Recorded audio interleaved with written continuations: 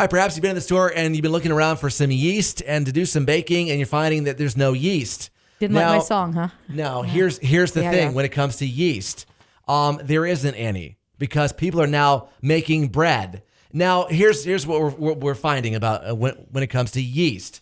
First off, yeast has been a consistent complaint. The lack of it since business shutdowns and stay-at-home orders and all that stuff have been keeping Americans inside.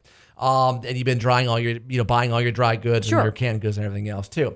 Now, supply chains in those instances, the canned goods, the frozen pizzas, toilet paper have been catching up. Whereas yeast isn't all that easy to make because yeast really is grown. Yes. So they talked to the folks at Fleischmann's who make yeast and the American Bakers Association. And they say that usually there's a lull in demand this time of year in the first quarter of the year. Usually peaks November, December when you're making holiday season. Exactly. Yeah, you think about pastries and specialty meals and breads and whatnot that are seasonal. Not usually first quarter and ebbing into the beginning of second quarter. They say it may take a month or two to catch up because yeast are single cell fungi that come in 1,500 different species.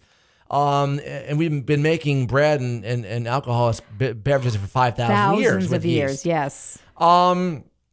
And the problem we're running into is when they're making the yeast, they've got to have people package the yeast. Yes. That means you've got people who need to work. Right. And again, maintain situational separation and testing. So you have to grow it and then you have to process it and package it too. It's a multi-step kind of a process that's not easy. And they say you can't force yeast to grow faster. It takes days to have happen. It takes 10 days to have it grow correctly. Right. You can make it yourself, apparently. There's a viral Twitter thread. You can place old flour, water, dried fruit, or ale into a jar, let it sit for 24 to 48 hours and ferment. And that should yield yeast that you can use in baking projects. Now, it won't be like you're used to using.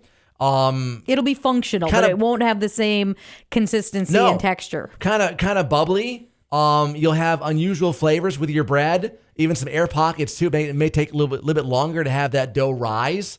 But if you want to give it a shot, go look on Twitter for that viral thread on how to make your own yeast. And that, depending on the fruits and whatnot you use, could probably definitely lend to some different flavor combinations. So if you're into it and you want a good science project, this might be a good one to teach with the kids. Go look online, have info right now at yesfm.com, Facebook and Twitter about the whole yeast shortage and how to get your own yeast going to bake your breads and everything else you want to do during this whole pandemic time. And then leave some of the bread on your doorstep and we'll come pick it up. All right. More info, YesFM Facebook, Twitter at 967YesFM, and the emergency morning page at yesfm.com.